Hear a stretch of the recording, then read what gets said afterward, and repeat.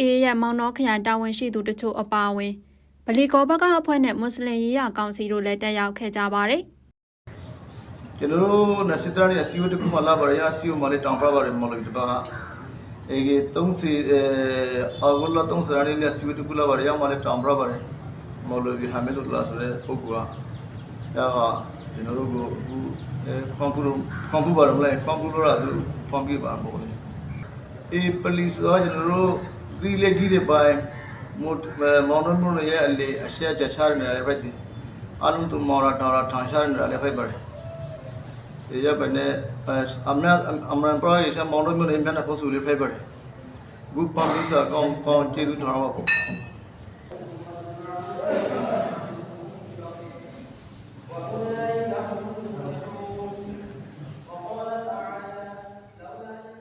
ဒီဂျာမေပလီက2012ခုနှစ်ဦးသိန်းစိန်အစိုးရလက်ထက်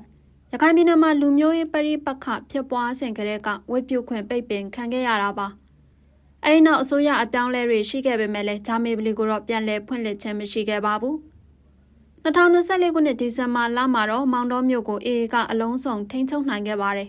။အခုအေအေပြန်လည်ဖွင့်လှစ်ပေးလိုက်တဲ့မြို့မဂျာမေပလီဟာ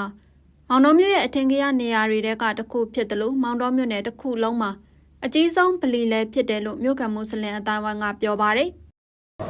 ဒီနေ့ကလေးကျွန်တော်တို့မောင်တော်မျိုးရေးတမိုင်းတခြားလုံးတော့အမတမတမိုင်းဝါရီအကဲနာတခုပြပါလေအကဲနာစားဇာဘရလူစုကေလွင်ခါတဲ့လိုက်ပေါအဆက်ဆက်ကရေပိုက်ဘာသာပေါင်းစုံပူပေါ်ပြည်ကြီးပလီထီမှာရေပိုက်တဟဇာရနဲ့လောကစားမရှိခရတွေ့ကောအနိကလူမျိုးပေါင်းစုံကျွန်တော်တို့ဂျာမေပလီမှာလာပြီးကအစည်းအဝေးတက်ရောက်ခတ်သည်ကျွန်တော်တို့ရဲ့ရှေးရီတိုင်းပြည်တည်ဆောက်ရေးမှာအလွင်ကိုအလေးကြီးလမ်းသိတဲ့ခုလေးဖြစ်ပါတယ်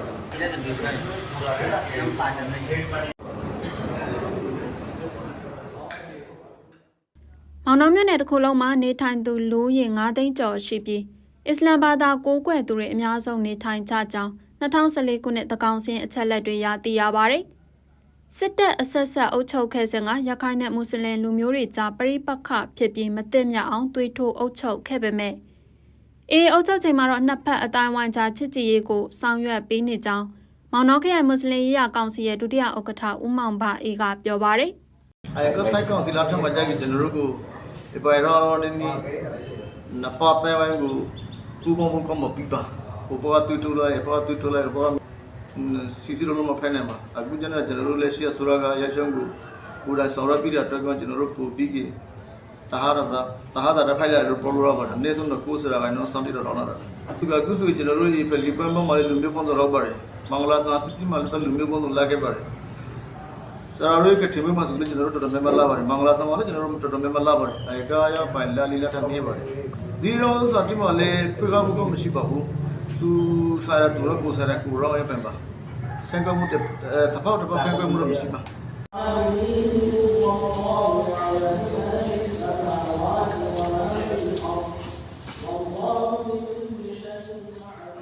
အောင်တော်မြို့မှာဂျာမေပလီကို1818ခုနှစ်မှာမွတ်စလင်အလှူရှင်တဦးရဲ့ထောက်ပံ့မှုနဲ့တည်ဆောက်ခဲ့တာဖြစ်ပြီးလက်ရှိမှာတော့တပ်တန်းအားဖြင့်209နှစ်ရှိခဲ့ပါပြီလက်ရှိအချိန်ဟာအေအေကရိုဟင်ဂျာတွေအပေါ်မှာလူ့အခွင့်အရေးချိုးဖောက်မှုတွေကျူးလွန်နေကြောင်းနဲ့မောင်နှောခရိုင်ဘူးတီတောင်မြို့နယ်ထန်းလျှောက်ခံရွာမှာရိုဟင်ဂျာရွာသား600လောက်ကိုအစုလိုက်အပြုံလိုက်တပ်ဖြတ်မှုကျူးလွန်ခဲ့ကြောင်းလူ့အခွင့်အရေးအဖွဲ့တွေနဲ့ရိုဟင်ဂျာရေးတက်ကြွလှုပ်ရှားသူတွေကဆွဆွဲထားချိန်လည်းဖြစ်ပါတယ်ဒါပေမဲ့အေအေကတော့ထန်းလျှောက်ခံရွာကတိစုံရုပ်အလောင်းတွေဟာအာနာသိန်းစစ်တပ်နဲ့လက်အောက်ခံတွေရဲ့တိုက်ပွဲအတွင်းကရုပ်အလောင်းတွေသာဖြစ်တယ်လို့တုံ့ပြန်ထားပါတယ်ဒီဆွဆွဲချက်တွေဟာအခြေအမြစ်မရှိတဲ့လောက်ကျန်ဖန်တီးမှုတွေသာဖြစ်တယ်လို့အေအေရဲ့ပြောခွင့်ရသူဦးခိုင်ဒုက္ခကတုံ့ပြန်ထားပါတယ်ရှင်